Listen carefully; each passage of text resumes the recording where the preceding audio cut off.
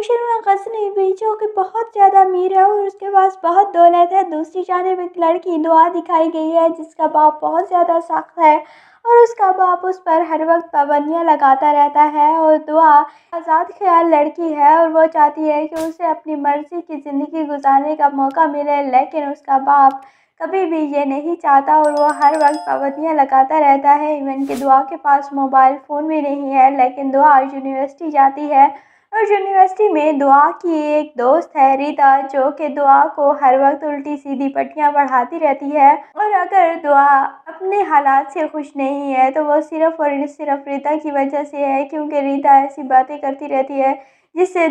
دعا کا دل خراب ہوتا ہے۔ اور ویسے بھی دعا بچپن سے ہی آزاد خیال بچی ہے، لیکن اسے پابندیوں میں بالکل بھی رہنا پسند نہیں ہے۔ اور اس ڈرامے میں ہبا بخاری بہت پیاری لگ رہی ہے، مجھے اتنی کیوٹ لگی ہے اور بہت ہی پیاری لگ رہی تھی۔ اور ویسے تو دانش تیمور بھی بہت پیارے لگ رہے تھے اس ڈرامے میں، لیکن ہبا بخاری کا کوئی مقابلہ نہیں تھا۔ اور جس طرح ہبا بخاری ریتا کی دوست کی شادی میں جا کر ڈانس کرتی ہے اور وہاں پر نوشرما غزنی بھی اسے دیکھتا ہے، وہ بھی بہت ہی مزے کا سین تھا۔ اور دعا ڈانس بھی بہت پیارا کرتی تھی۔ دوسری جانب ریتا کا ایک بوائے فرینڈ ہے اور اس کا دوست فراز ہے، اور فراز کی ملاقات جب دعا سے ہوتی ہے تو وہ دیکھتے ساتھ ہی دعا کا دیوانہ ہو جاتا ہے۔ اور فراز پھر دعا کے گھر پہنچ جاتا ہے، لیکن اس کا باپ دیکھ لیتا ہے اور پھر وہ وہاں سے دم دبا کر بھاگ جاتا ہے۔ اور فراز جو کہ ایک سست قسم کا انسان ہے اور بس اسے صرف اپنی آرام کی پڑی رہتی ہے اور اسے اور کوئی فکر کوئی پریشانی نہیں ہے، اور اب وہ دعا کی زندگی برباد کرنے کے لیے دعا کی زندگی میں شامل ہو رہا ہے، اور ہو جائے گا بہت جلد، کیونکہ دعا بھی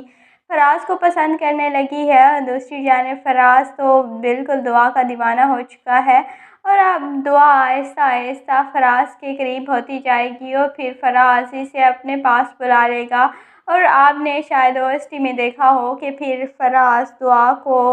بے ہوش کر دیتا ہے اور پھر دعا کے ساتھ زیادتی کرنے کی کوشش کرے گا، لیکن مجھے لگتا ہے کہ دعا بچ جائے گی اور دعا اپنی ہی حرکتوں کی وجہ سے بہت زیادہ پھنسے گی، کیونکہ دعا بہت ڈانس کرتی ہے اور اس طرح کی لڑکی ہے، لیکن اس کا باپ بالکل بھی یہ نہیں پسند کرتا، حالانکہ اس کا باپ خود ایک بہت ہی آوارہ قسم کا انسان ہے۔ اور وہ دوسری عورتوں کو دیکھ کر کیسے لال ٹپک رہی تھی اس کے فیس سے، وہ صاف ظاہر ہو رہا تھا کہ وہ خود کس طرح کا انسان ہے، لیکن اس کی اپنی بیوی اور بچوں کے لیے بہت سختی ہے اور ہر وقت اپنی بیوی پر ہی رعب جماتا رہتا ہے۔ دوسری جانب نوشرما غزنی جس کا ایک بھائی تھا اور اس کا بھائی مر جاتا ہے، اسے قتل کیا جاتا ہے، اور ابھی تک وہ کیس چل رہا ہے کہ اسے قتل کس نے کیا ہے،